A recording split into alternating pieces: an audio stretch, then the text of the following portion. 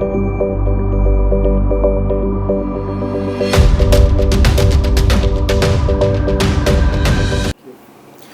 जी, अस्सलाम वालेकुम।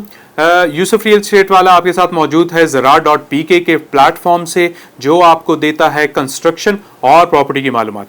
अच्छा नाज़रीन, आपका एक सवाल होता है कि भाई कोऑपरेटिव हाउसिंग सोसाइटी और प्राइवेट हाउसिंग सोसाइटी में फ़र्क क्या है। आप लोगों का मुझसे सवाल अक्सर ये होता है कि भाई जो B17 multi gardens B17 Islamabad है वो फैसल टाउन से कैसे डिफरेंट है। तो मैं आपको अक्सर कह रहा होता हूं कि एक कोऑपरेटिव हाउसिंग सोसाइटी है, एक प्राइवेट हाउसिंग सोसाइटी है, और हर बार आपका सवाल ये होता है कि ये कोऑपरेटिव हाउसिंग सोसाइटी क्या होती है और प्राइवेट हाउसिंग सोसाइटी क्या होती है। इस वीडियो में मैं आपको बताने जा रहा हूं 5 ऐसी चीजें जो एक कोऑपरेटिव हाउसिंग सोसाइटी को प्राइवेट हाउसिंग सोसाइटी से डिफरेंट करती हैं। जी, सबसे पहली चीज है ओनरशिप।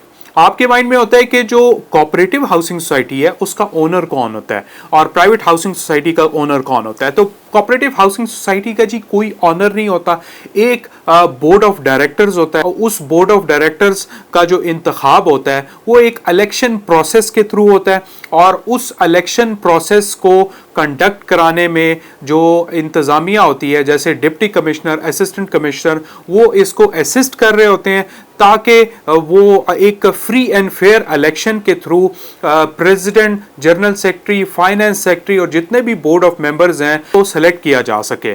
ठीक है। अच्छा, उसके बाद मैं आपको बता दूं कि ये जो इलेक्शन में लोग कंपीट करते हैं वो कौन होते हैं। वो बेसिकली उस सोसाइटी के रहायशी यानी उस ऑर्गेनाइजेशन के मेंबर्स होते हैं।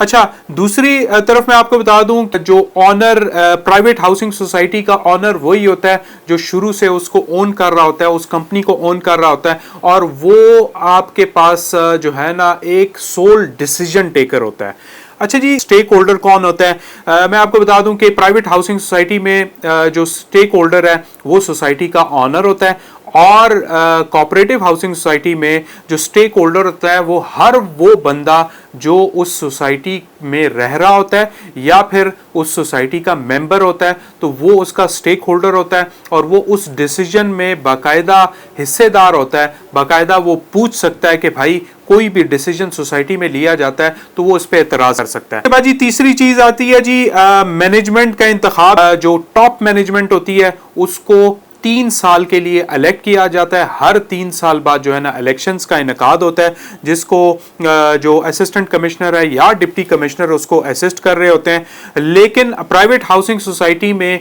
जितनी भी मैनेजमेंट है उसका इंतखाब ओनर के पास होता है, उसका इख्तियार ओनर के पास होता है। चौथी चीज होती है जी गवर्नमेंट का रोल। प्राइवेट हाउसिंग सोसाइटी में गवर्नमेंट का कोई रोल नहीं होता, सिर्फ वहां पे जो घर बन रहे होते हैं उसमें बाय लॉज गवर्नमेंट के अप्लाई होते हैं, लोकल गवर्नमेंट के अप्लाई होते हैं। जैसे लाहौर में है तो LDA के अप्लाई होंगे, रावलपिंडी में है तो RDA के अप्लाई होंगे, इस्लामाबाद में तो कैपिटल डेवलपमेंट अथॉरिटी के बाय लॉज अप्लाई होंगे। इसके अलावा अगर आप कोऑपरेटिव हाउसिंग सोसाइटी की बात करें तो cooperative housing society sort of जो है ना सेमी गवर्नमेंट होती है। इस को ज़्यादातर इसके जो डिसीजंस होते हैं, अगर आपको कोई डिसीजन इस तरीके से कोई बॉदर कर रहा है तो आप डायरेक्टर कोऑपरेटिव हाउसिंग सोसाइटीज़ के पास जाके इसकी कंप्लेन करा सकते हैं। एनुअल जनरल मीटिंग का मतलब ये है जी कि हर साल बाद एक मीटिंग होती है जिसमें सोसाइटी ने अपना हिसाब किताब देना होता है। प्राइवेट हाउसिंग सोसाइटी जो है वो किसी को भी जवाबदेह नहीं होती। इथिकली वो लोग जो है ना अपना बिजनेस बढ़ाने के लिए एक्सप्लेनेशंस दे सकते हैं, अपने प्रोजेक्ट्स के बारे में ब्रीफिंग्स दे सकते हैं, लेकिन वो इस चीज़ के जवाबदेह नहीं है कि भाई वो कौन से प्रोजेक्ट करने जा रहे हैं, और वो किसी सॉर्ट ऑफ एक्सप्लेनेशन के नहीं होते।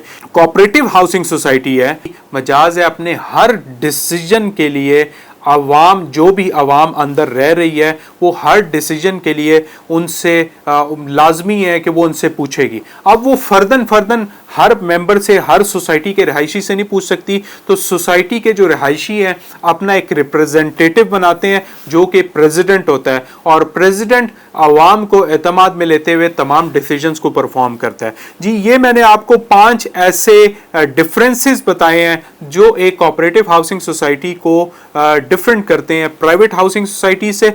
और इसी तरह की मालूमाती वीडियोस आपको अगर देखनी है तो हमारा चैनल सब्सक्राइब करना पड़ेगा। जाएगा। और इसके अलावा अगर आपको कोई और मालूमात लेनी है तो हमारा number through out the screen चल रहा होगा। इंशाल्लाह जी मिलते हैं नेक्स्ट वीडियो में। टिल देन टेक केयर, अल्लाह हाफिज।